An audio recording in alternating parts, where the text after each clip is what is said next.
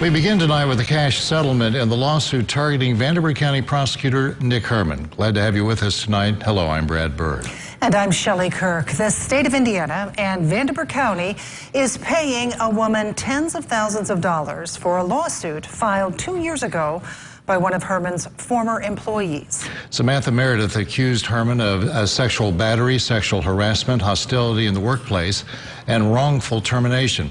Herman, the state of Indiana, and Vanderburgh County agreed to settle with Meredith for a total of $75,000. Eyewitness News reached out to Herman's office this morning, and I left a message on his cell this afternoon. We have not heard back for comment. But joining us now live at 5 is Evansville attorney Brandon Danks.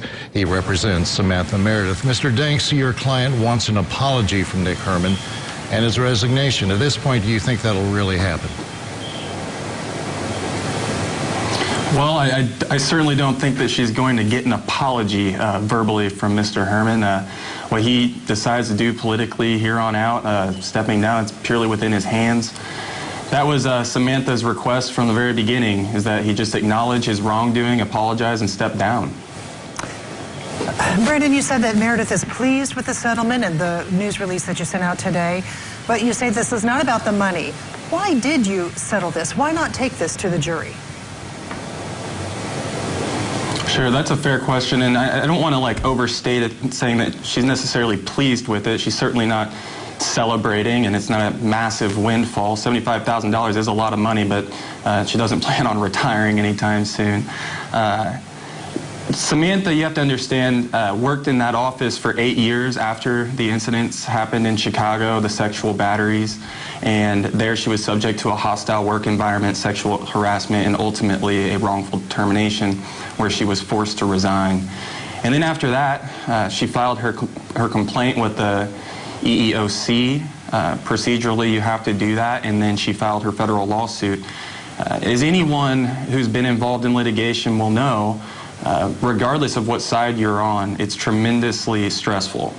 So Samantha Meredith is saying that she's satisfied with the settlement. I think what she would mean by that is that she's glad to see this come to an end. She gets to move on with her life, and I think anyone can understand that $75,000 is not just some nuisance settlement. If anything, it's an absolute admission of his wrongdoing. So although she won't get a direct apology, her settlement speaks for itself. And Samantha Meredith has made some very serious allegations that all was keyed by an alleged incident in Chicago. But she's not speaking publicly, and it took several years for this to come out. Could that change? Could she talk to us, or has this brought, as you said, closure?